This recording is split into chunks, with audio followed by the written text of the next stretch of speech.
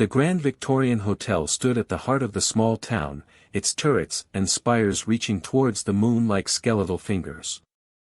The once opulent facade now wore a faded coat of paint, but its eerie presence remained. Guests would whisper about the strange occurrences and unexplained sightings within its walls.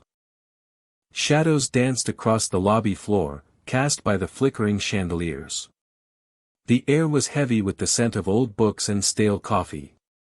It was as if the hotel was holding its breath, waiting for its next victim. The sound of the grandfather clock echoed through the empty corridors, its rhythmic tick-tock a haunting melody that seemed to grow louder with each passing moment. Room 314 was located on the third floor, a small, unassuming space with a single window that looked out onto the town's main street.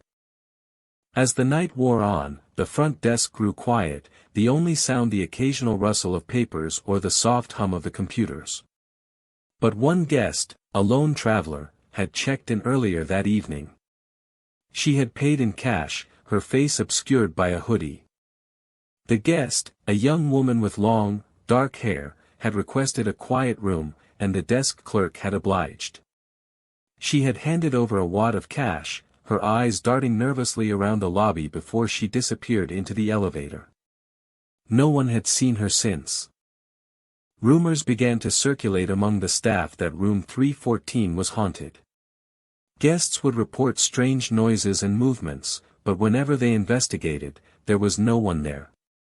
The hotel's manager, Mr. Jenkins, was skeptical, but the occurrences continued. As the days passed, the hotel's occupancy rates dropped, and the staff grew increasingly uneasy. They would whisper about the guest who had never checked out, the one who was still holed up in room 314.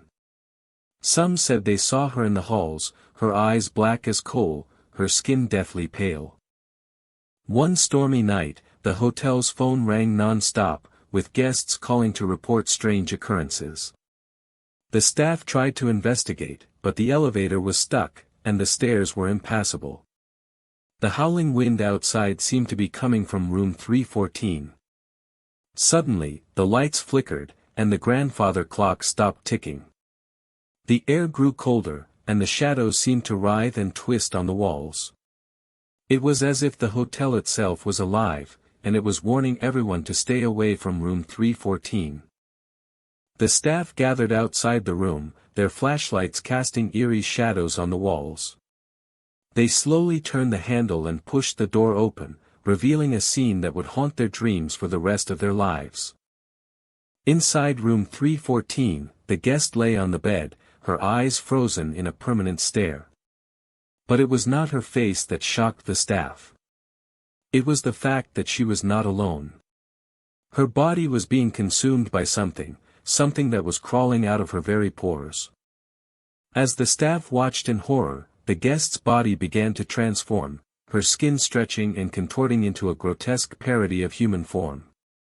And then, in a voice that was not her own, she spoke, "I'll never check out."